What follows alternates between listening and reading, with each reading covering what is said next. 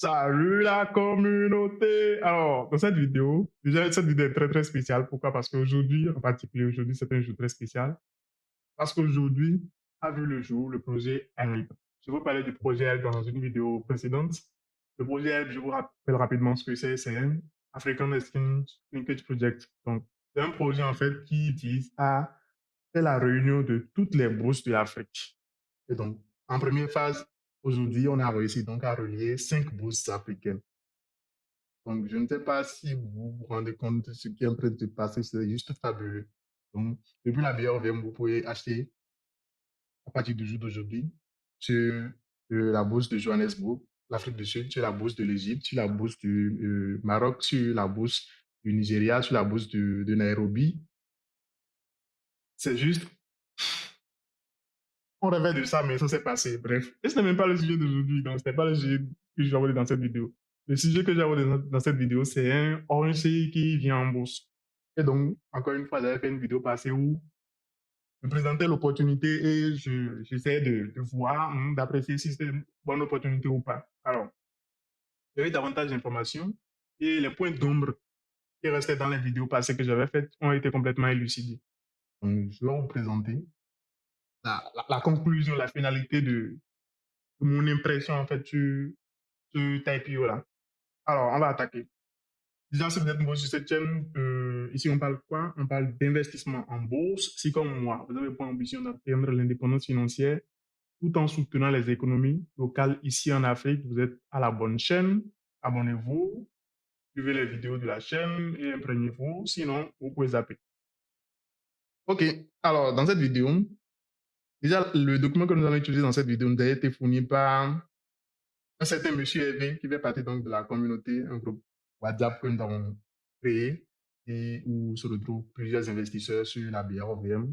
Si vous avez un compte titre et que vous investissez sur la BRVM, ce serait vraiment, je veux dire, un avantage pour vous de faire partie de ce groupe-là parce que si j'étais resté seul dans mon coin, je n'aurais jamais eu accès à ce document-là, ce document que je vais partager avec vous. Et lui, il est dans le groupe avec moi, donc il a partagé ce document et c'est comme ça que j'ai eu accès à ce document. Donc, voilà quoi. L'union fait la force, comme on dit. Alors, donc, ce document, ça a été partagé par sa SGI à lui, Yanni Finance. Et dans ce document, nous allons exploiter en fait ce document pour répondre à 3 questions principales. La première question à laquelle nous allons essayer de répondre, c'est laquelle? C'est le premier point de nombre que nous voulions essayer de résoudre dans les vidéos passées. Alors, première question, c'est est-ce que c'est Orange CI, la filiale ivoirienne seule, qui fait la IPO? Ou bien, est-ce que c'est le cluster CI? Le cluster CI, c'est la filiale ivoirienne, c'est la filiale burkinabé et la filiale du Libéria. Donc, ça fait 3 entreprises. Donc, est-ce que c'est le cluster CI, ces 3 entreprises-là, ou bien est-ce que c'est Orange CI, la filiale ivoirienne seule qui se fait coter en bourse? Donc, ça, c'est la première question à laquelle nous allons répondre. La seconde question à laquelle nous allons répondre, c'est quelle est la qualité de cette entreprise-là? Par qualité, je veux dire le taux de croissance. Ou voir si nous avons affaire à une entreprise qui croît vite, moyennement ou pas du tout. Pourquoi? Parce que c'est très important, parce que ça va déterminer en grande partie notre dossier investissement si on investit, si on décide de se positionner sur cet IPO-là. Et en troisième partie, donc, nous allons essayer d'évaluer si c'est un bon deal, la cherté, je veux dire. Donc, si le coût à la IPO est élevé, moyen ou pas du tout élevé, abordable. Donc, encore une fois, c'est un pilier important qui va déterminer votre dossier investissement. Et donc, nous allons commencer sans tarder et répondre à la première question. Alors, qui est-ce qui se fait coter en bourse? Tu verras que le document nous permet de dire clairement que en fait, c'est l'ensemble des 3 filiales qui se fait coter en bourse. La filiale ivoirienne, la filiale du Burkina et la filiale du Libéria. Donc, en fait, c'est le cluster CI qui se fait coter en bourse. Un peu comme la même chose qui s'était passé avec Sonatel. Sonatel, c'était le cluster du Sénégal. Donc, ce n'était pas seulement, comment dire, la filiale sénégalaise qui était cotée. Sonatel, ce n'est pas seulement Orange Sénégal, en fait. Donc, c'est tout un cluster d'autres filiales. Et donc, ici aussi, pour cet IPO-là, en fait, ce n'est pas que la filiale ivoirienne, c'est les 3 filiales ivoiriennes, burkinabé et celle du Libéria. Donc, le cluster CI. Alors, donc, une autre information qu'on partage avec nous dans ce document, c'est qu'en moyenne, sur ces 3 marchés-là, la société est leader Oui, avec un part de marché de plus de 45%. Alors, je ne sais pas si vous, c'est ce que ça veut dire là, c'est leader et pas de peu, quoi. La société, elle seule représente près de la moitié du marché, en fait. Détient près de la moitié des parts de marché, c'est juste colossal. Bien. Donc, premier point, première question résolue, est-ce que c'est le cluster ou bien est-ce que c'est la filiale ivoirienne que tu fais côté? C'est le cluster, clairement. Seconde question, quelle est la qualité de cette entreprise-là? Et par ça, nous voulons évaluer en fait le taux de croissance. Et donc, BNF Finance nous donne des informations sur le compte de résultat, des informations tirées du compte de résultat de l'entreprise sur les 3 dernières années, 2019 à 2021. Intéressant, très intéressant. OK. Alors, on peut évaluer ici très rapidement que en 2019, le résultat net, c'est ce qu'on appelle le bénéfice en fait.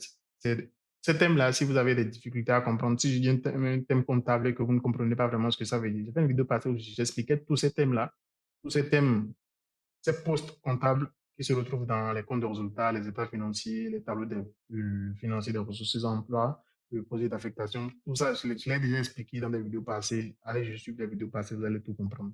Ou sinon, vous pouvez toujours laisser des commentaires, je vais répondre systématiquement à tout ça, il n'y a aucun complexe. Voilà. Je ne suis pas comptable à l'origine, donc je suis juste ingénieur en électricité, électrotechnique et automatisme industriel. Si j'arrive à comprendre tous ces thèmes-là, dites-vous que vous pouvez tout comprendre. Si vous pouvez faire les maths nécessaires pour passer, pour avoir le CEP, c'est bon, quoi. Vous pouvez librement investir sur la BRVM, donc pas de complexe. Demandez seulement, laissez les commentaires ou allez sur les vidéos passées. Alors, donc le résultat net de bénéfice en 2019, c'était de 125,8 milliards, parce que oui, le tableau contient des données en milliards de francs CFA, vous pouvez lire ça là. Et en 2021, c'était de 187,9 milliards. Donc, comme je l'ai dit, dans cette deuxième phase de la vidéo, nous voulons évaluer le taux de croissance du résultat net de l'entreprise. Donc, qu'est-ce que nous allons faire? Nous allons utiliser la formule des intérêts composés pour déterminer le taux de croissance. Une fois encore, la formule des intérêts composés, si vous ne savez pas ce que c'est les intérêts composés ou encore comment on fait ce genre de calcul-là, j'ai déjà fait une vidéo passée où j'ai expliqué ça. Sinon, laissez des commentaires, je vais répondre encore. Il n'y a aucun complexe. Alors, donc là, 187 c'est la valeur finale et 125,8 c'est la valeur initiale. Et c'est sur 3 ans, vous pouvez voir ça. Donc, je fais 187,9 divisé par 125,8. Et là, j'ai le gain que ça a fait en fait sur les 3 années, c'est 149%. Et donc, je fais ça puissance. Où est-ce que je retrouve ça? 1 sur le nombre d'années. Là, je suis en train d'exploiter la formule. Il n'y a rien de compliqué. 1 sur 3, ça fait 0,33. Donc, je mets les 0,33. Et je suis censé faire tout le résultat moins 1. Donc, pour le résultat, moins 1. Et j'ai 0,14.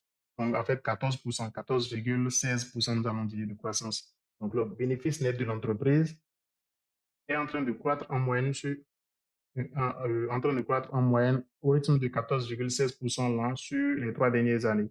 14,16% l'an, je peux vous dire, c'est un bon taux de croissance.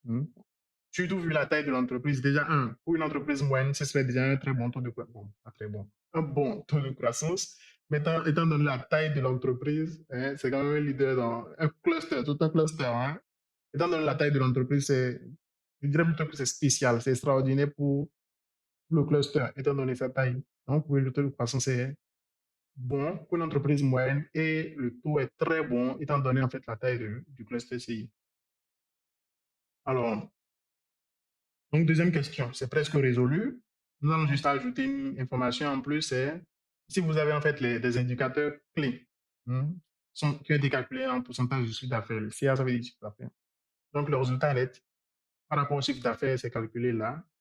Et donc, ça me permet en fait d'évaluer comment dire, sur chaque franc de chiffre d'affaires qui a été fait, combien de francs ont été retenus en fait comme bénéfice, combien l'entreprise a généré comme bénéfice. Et vous pouvez voir en fait que pour chaque 100 francs de chiffre d'affaires, l'entreprise a généré en 2021 18,96 francs de bénéfice.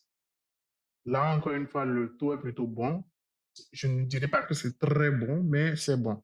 Et étant donné même que vous pouvez voir sur les 3 dernières années, c'est en constante croissance. Donc, j'ose espérer que dans les prochaines années, le taux va s'améliorer pour devenir vraiment, comment dire, un taux de qualité, un taux bon, littéralement. Alors, donc, deuxième question, c'est résolu. La qualité de l'entreprise. Est-ce que c'est une entreprise médiocre, bonne ou pas du tout bonne? Je dirais que c'est une entreprise de qualité. De toute façon, c'est acceptable littéralement, étant donné la taille de l'entreprise. Donc, étant donné, c'est de répondre à la troisième question, qui est d'évaluer donc la cherté. Donc, est-ce que le prix à la IPO, le prix qu'on nous a proposé, je vous rappelle, c'était de 9 500 francs CFA par action. Donc, est-ce que c'était cher payé pour cette entreprise-là dont on vient de découvrir la qualité? Est-ce que c'est cher payé ou pas? Alors, d'emblée de jeu, il faut dire ici que Orange CI, le cluster Orange CI, je vais l'appeler comme ça, c'est en fait un stalwart. Stalwart, c'est un type d'entreprise. Je viens de vidéo passée où j'avais expliqué que sur la bière avec la bourse en général, on peut retrouver 6 types de sociétés d'entreprise. Donc, je ne vais pas les énumérer toutes ici, mais cluster CI, je la classe dans la catégorie des stalwarts, donc la catégorie des growers, et dans la catégorie des growers, ce serait dans la sous-catégorie des stalwarts. Donc, une entreprise avec une croissance moyenne, bien ce qu'on a découvert en haut. Alors, donc, nous allons évaluer la cherté par rapport à ce statut-là de l'entreprise. Donc, qu'est-ce que nous allons faire ici? Nous allons essayer de déterminer le PER de l'entreprise. Le PER, c'est un ratio financier. Une fois encore, si vous ne comprenez pas ce que c'est, j'ai fait une vidéo passée où j'ai déjà expliqué ça, pas de complexe, allez voir la vidéo ou laissez un commentaire, je vous répondrai, aucun souci. Alors, ou bien encore, ouais, il y a un truc que je ne vous dis pas depuis, intégrez le groupe WhatsApp, vous allez voir le lien en description, il y a plein de gens qui sont disposés à vous répondre, aucun complexe. Alors, donc, pour calculer le PER, qu'est-ce que nous allons faire? Nous allons déterminer la valorisation boursière de toute l'entreprise et nous allons le diviser par le résultat net de l'entreprise en 2021. Donc, pour faire ça, qu'est-ce que nous allons faire? La valorisation boursière de l'entreprise ou encore ce qu'on appelle la capitalisation boursière de l'entreprise, c'est tout simplement le nombre d'actions fois le prix à la IPO. Donc, le nombre d'actions, comment je vais le déterminer? Je peux utiliser. Dans ce tableau, vous pouvez voir que en fait, ce que j'ai mis en jaune là, c'est les dividendes qui ont été distribués en 2021. Et ça, c'est les dividendes par action en 2021. Donc, en faisant le rapport des deux, je peux obtenir le nombre d'actions. Sauf que j'ai, comment dire, de la réticence à utiliser cette valeur-là parce que je ne sais pas si c'est le dividende après impôt ou avant impôt. Alors, c'est très important étant donné qu'en Côte d'Ivoire, les impôts sont taxés à 10%. Donc, je ne sais pas si je dois juste considérer cette valeur-là ou 90% de cette valeur-là, en fait. Vous voyez? Donc, pour éviter ça, en fait, tu vas tout simplement utiliser cet article-là de Sika Finance. Et dans cet article, en fait, il est précisé c'est où? C'est là. Il est précisé que c'est, ou j'espère que vous voyez ma souris, c'est 14,2 millions d'actions qui sont en train d'être cédées et ces 14,2 millions d'actions représentent en fait 9,95% du total de l'actif de l'entreprise, donc près de 10%. Donc, le vrai nombre d'actions, c'est environ 10 fois ça. Donc, nous allons faire un calcul plus précis. 14,2 millions d'actions, 14,2 millions d'actions représentent 9,95% de l'entreprise. Donc, si je fais fois 100 divisé par 9,95, je dois avoir le nombre total d'actions de l'entreprise. Alors, j'utilise ça. Ça, c'est un million, bien sûr, parce que j'ai utilisé 14,2. 14,2 millions. Donc, ça, je fais fois 1 million. C'est bien les 6 zéros. Ouais. OK. Donc, ça, c'est le nombre total d'actions de l'entreprise en exploitant les données qu'on a de l'article de Zika Finance. Donc, ça, si je fais ça fois le prix à l'IPO, le prix à l'IPO, c'est 9 500 francs CFA, c'est ça ici. Fois 9 500 francs CFA, j'ai la capitalisation boursière de l'entreprise. Donc, voilà.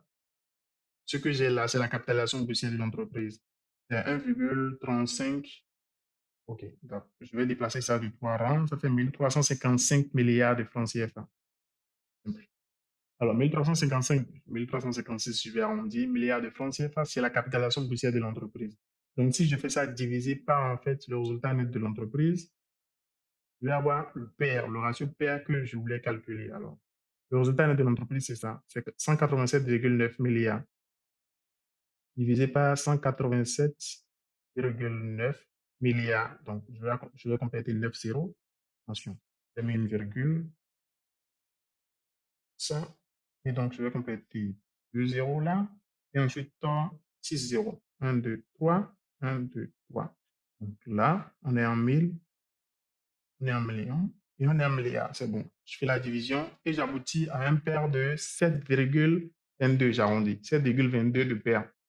Alors, 7,22 de paire, nous allons utiliser ce ratio pour essayer d'évaluer si c'est cher ou pas. Alors, 7,22 de paire pour une entreprise qui croit, on l'a déterminé plus tôt à, je ne sais pas si on peut le voir ici, ouais, à, dans l'historique, voilà, c'était ça, là, 14, on a dit 0,14, 1,40, voilà, 14,15%, 14,16% si j'arrondis.